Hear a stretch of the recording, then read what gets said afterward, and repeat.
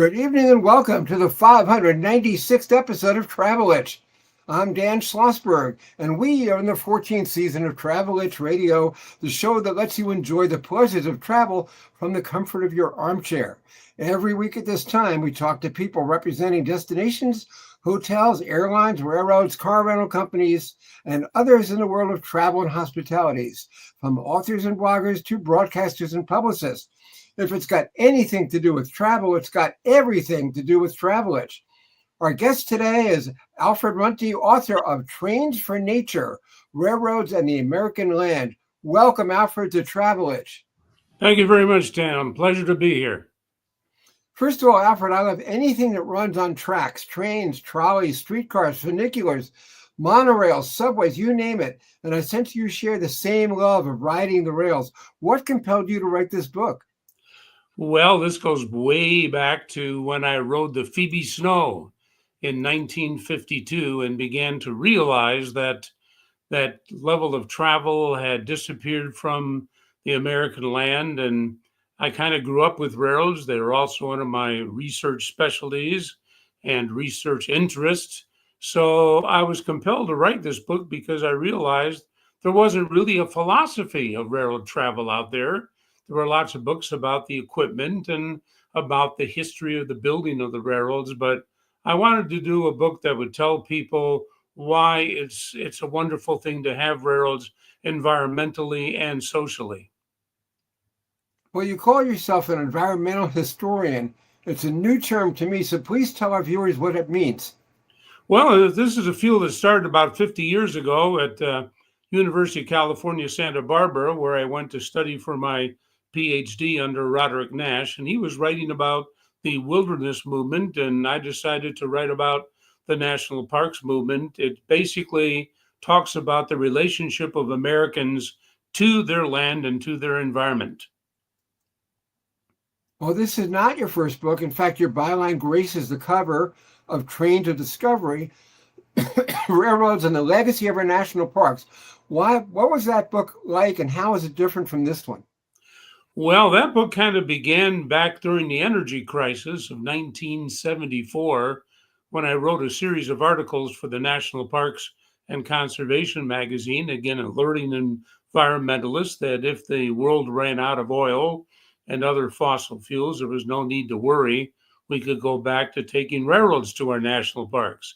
And it became quite a popular show, quite a popular talk that I began to give all over the country. And eventually I decided to pull it together into a book. And now the recent edition is the fifth edition. As my collection has grown, so the book has grown.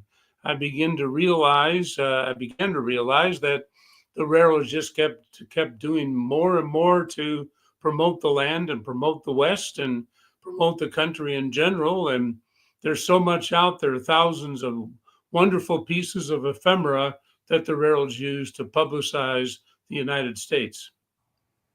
How many national parks are there, and are they changing that quickly for so many updates? Well, yeah, what's the reason I keep updating the book is because I keep finding new things one of the wonderful things that happened a few years ago was eBay. And all of a sudden the attics of America opened and you could go online and you could bid for all this wonderful stuff. And I started to. My wife got a little tired of it. It kind of strained our budget. But I found out that the railroads had done so much more than even I had realized. And as far as the number of national parks today, I think the last number I saw was 427, but a lot of those are historic sites. The natural parks, there's about 63 big national parks, natural parks, and about 80 national monuments with some affiliation or some association with the natural world. Alfred, you claim in your new book that the decline of passenger rail service in the U.S. has scarred legendary landscapes from national parks to urban corridors. How so?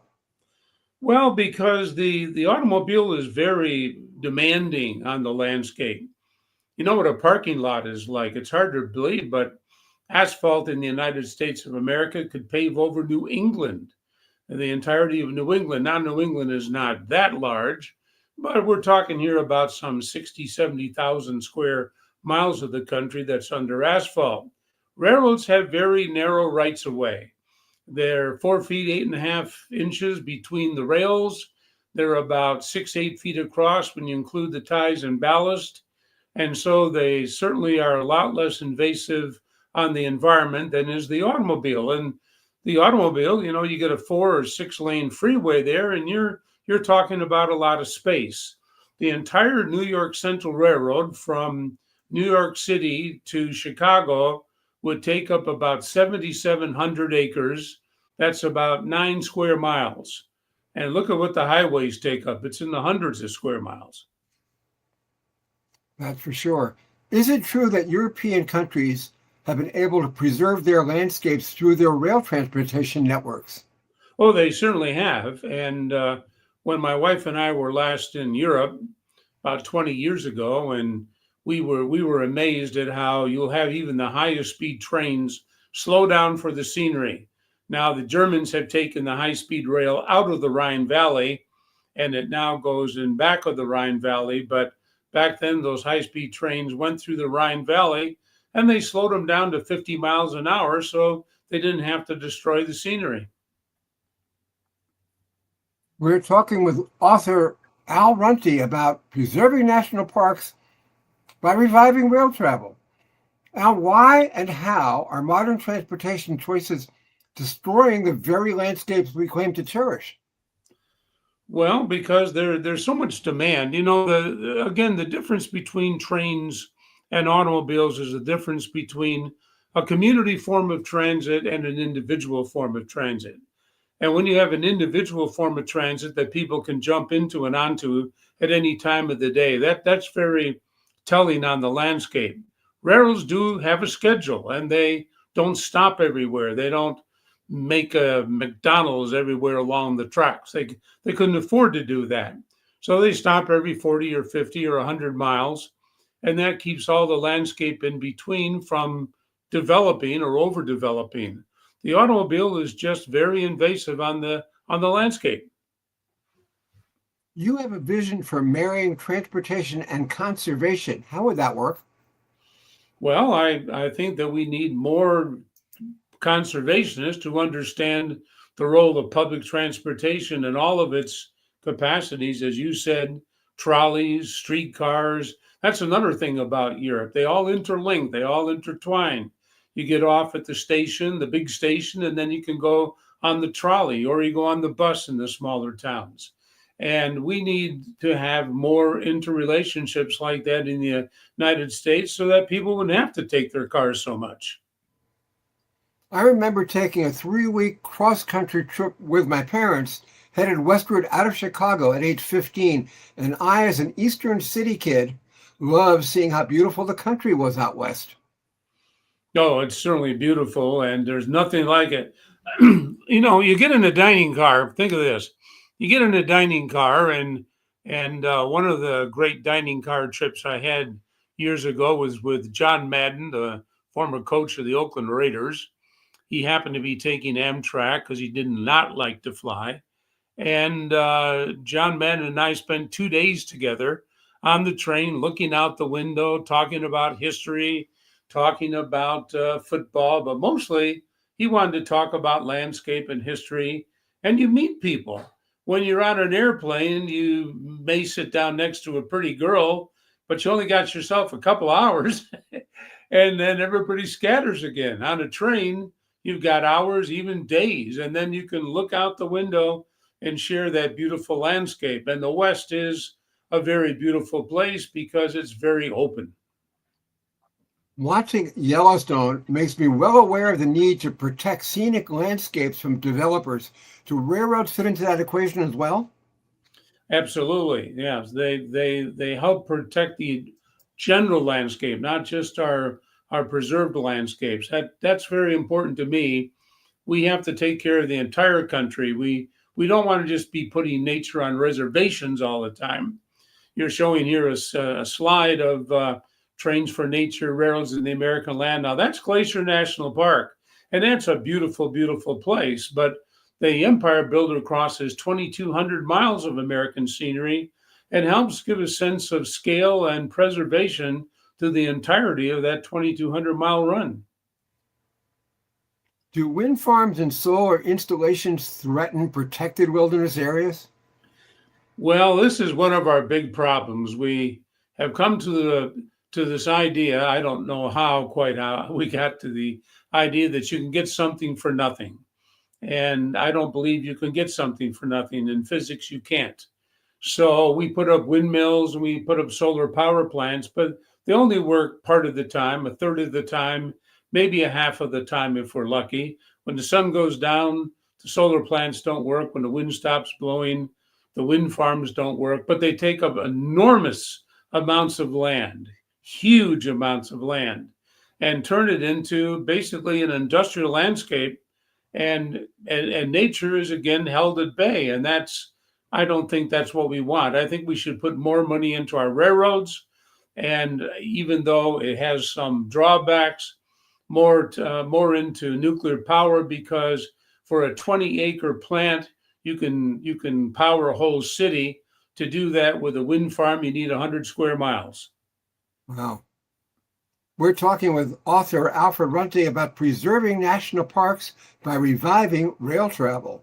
Now, would you say your book challenges conventional wisdom about progress in transportation policy? Oh, it definitely does. I think we should go back to the future, not forward to the future. This idea, for example, of high speed, and I go into that a little bit in my book. We have this idea, well, people would come back to the railroads if it were high speed. High speed railroads would be more efficient and people would be able to get from here and there in less time. But the question then becomes, what do you do with the time you save? What's the hurry? What's the rush? You go from Starbucks in downtown New York to Starbucks in downtown Los Angeles. You're still in Starbucks. You've got to enjoy that journey, and it's the enjoyment of the journey, I think, that makes life worthwhile. This is Travel Itch with Dan Schlossberg. We are in our 14th season. We just passed our 600th episode, which we marked with a 1-hour special last week, June 19th. We're live at 5 New York time every Thursday on LinkedIn, YouTube, WhatsApp, X, and Facebook, among others. Now, the beauty of the American countryside is depicted in many films and TV shows, including Around the World in 80 Days and even Hell on Wheels. Did seeing any such shows inspire you to start researching this book? Well, my favorite, you hit me there where I live, my favorite movie when I was growing up was North by Northwest with Cary Grant and Eva Marie Saint. And remember that wonderful scene where Cary Grant comes into the dining car of the 20th Century Limited, and there's this beautiful blonde woman at the table, and the steward seats Cary Grant at the table, and that beautiful white tablecloth and the china and all the railroad silver, and he orders his vodka gimlet. And outside the window, you're seeing the beautiful Hudson River Valley go by.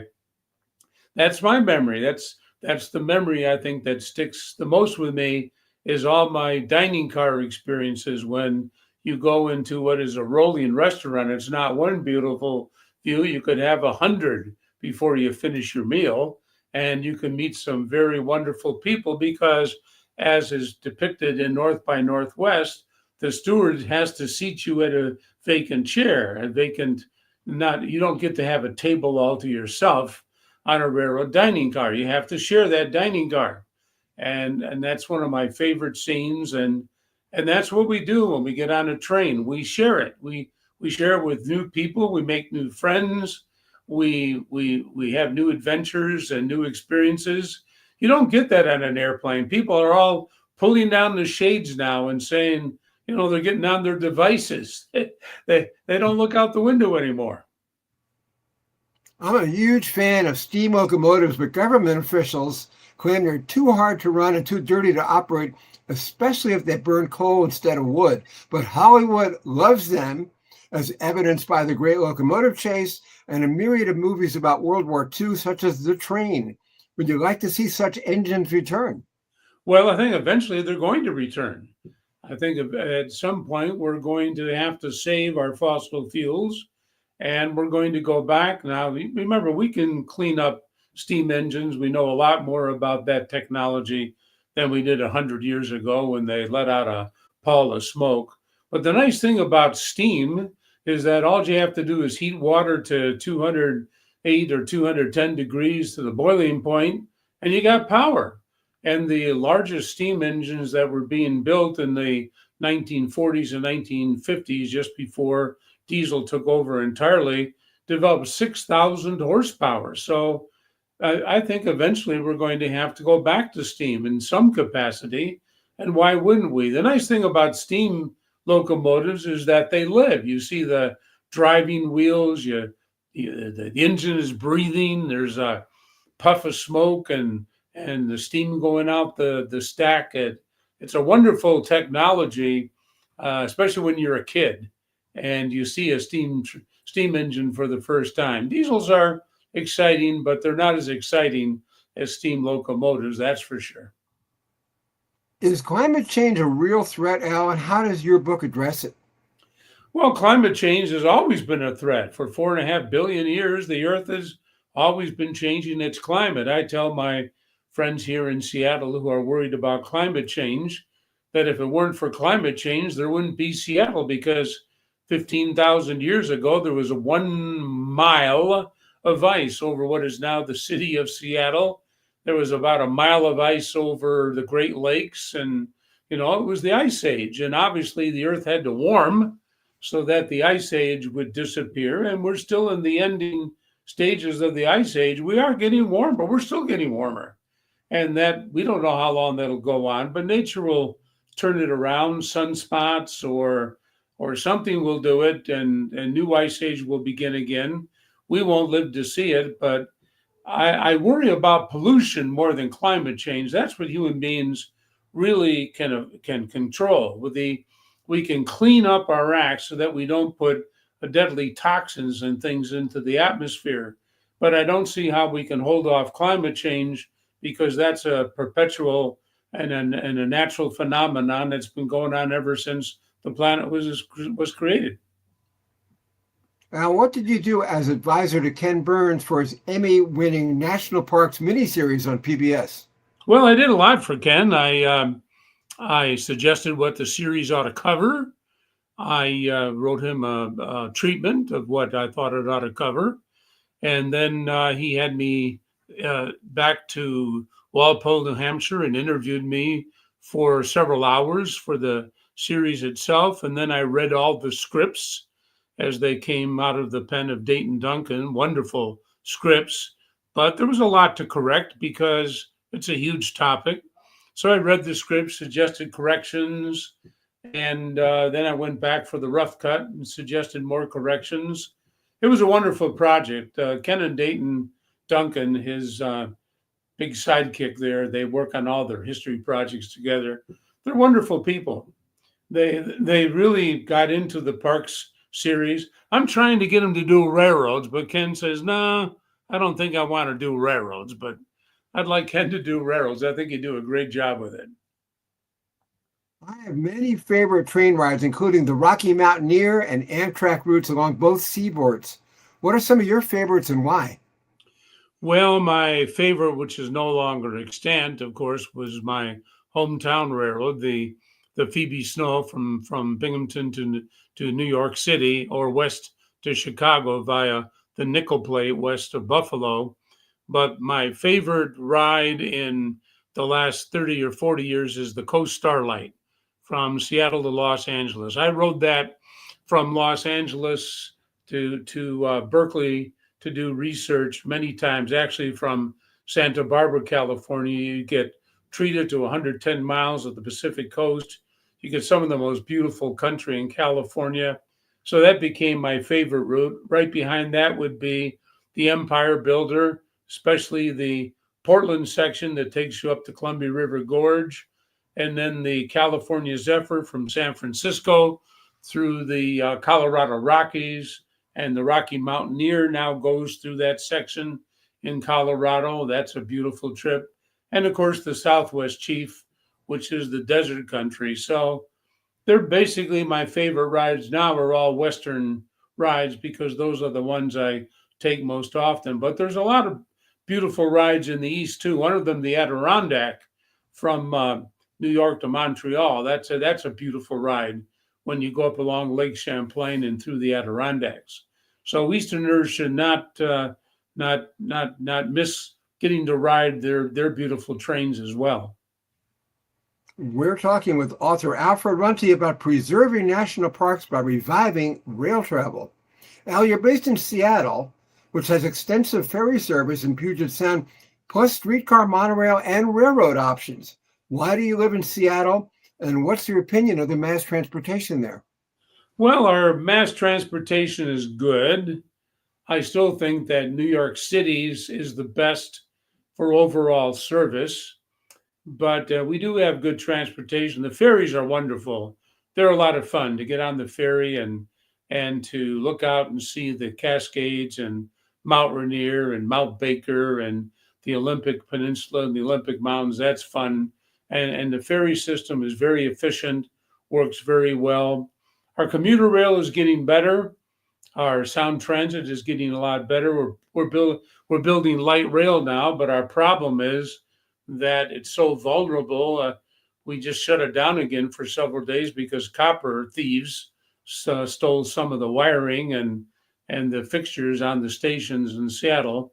But we have good transportation. But why am I here? Well, because I came out years ago to teach at the University of Washington, and then I stayed as a writer and married a Northwest girl, my wife Christine, and that's why I stayed. And yeah, we do try to take advantage as much as we can of the railroads in and out of Seattle, and especially of the ferry system, which we do enjoy.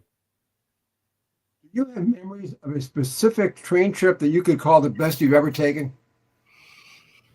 The best I've ever taken, the single best train trip ever. Oh, the most memorable ones are the ones that you take with family, as you did, and my first one would be the Phoebe Snow. But I'd have to say that right up there would be my trips west when I was looking at the university out here, the University of Washington. I took one trip from Santa Barbara to Seattle and then over to Glacier National Park. The Empire Builder stops at 3 stops in Glacier. It stops at West Glacier, it stops at Essex, and it stops at East Glacier. And the Great Northern Railway, which is the original railroad, is the one that built the Glacier National Park facilities and began the Empire Builder more than 75 years ago. And that was a memorable ride to go from Santa Barbara and actually step off at the station at Glacier National Park and to be recreating transportation that it was in the country 75 years ago. And I did that when I was 30. That was in 1977. And I think that was the trip that really hooked me on writing more about railroads in the national parks. How about a favorite national park? Do we assume you've seen most, if not all? Well, I've seen most of the big ones, yeah. My favorite is still the Tetons, Grand Teton National Park. I just love that mountain range. And that was accessed by the Union Pacific via Victor, Idaho, and then people would get on those open air buses and come over to the Tetons and into Yellowstone via the south entrance. Is there anything I haven't asked you that you would like to add? Well, this is a great script, and I've really enjoyed your questions. Thank I you. think what I would like listeners to think about the most is why don't we have rail passenger service commensurate with other countries, especially Europe? Why did we let it go? Why did we throw it away? Why are we struggling now to get it back? In Europe, you can take a train anywhere in the continent within an hour. You land at Frankfurt and you can be on a train anywhere in Europe within an hour. And even the smallest towns and cities have 10, 12 trains a day. Binghamton no longer has a train. Binghamton, New York no longer has a train. There are so many communities that no longer have trains. They no longer have air service. is everything about profit? If we really think that government should play a more active role, then why isn't government doing more to restore our rail service and our accessibility? Because mobile people are a stronger people, and it's also just very, very good for the environment and the economy. Alfred, how do our viewers learn more about you and your books? Well, of course, they're all available on Amazon, and I like Amazon. They're a Seattle company, Jeff Bezos and company. So you can learn about the books. But I always remind people they're in all the good public libraries, and if you can't afford it, which a lot of young people can't, a book, go to the library, go to the public library, get a library card and check it out. They're all there. Most of the libraries in the country are carrying my books. So if you don't want to go to a bookstore and order it, which is easily done, or order it on Amazon, which is easily done, and go to the library and enjoy it there. Okay, our guest today has been Alfred Runte, author of Trains for Nature, Railroads and the American Land. Thank you, Alfred, for visiting with us. Great show. Thank you very much, Dan. I'm glad we finally got to do this. Me too. Me too. And with the All-Star Game and Hall of Fame induction weekend approaching, this is the perfect time to share the excitement with my latest baseball biography, Home Run King, The Remarkable Record of Hank Aaron, featuring a foreword by Dusty Baker. This 265-page hardcover explores Aaron's contributions as a home run hitter on and off the field, as an athlete and as an advocate for civil rights. That's Home Run King, The Remarkable Record of Hank Aaron. Get it today on Amazon.com. And that's it for this edition of Travelwitch Radio. This is your host and writer, Dan Schlossberg, along with producer and co-host Roger Noriega in absentia, saying thank you for your time this time. Until next time, join us next week when we will talk to Larry Horwitz of the Historic Hotels of America. And I love those hotels. Hope to see you then. In the meantime, thanks for watching. Good evening and stay safe.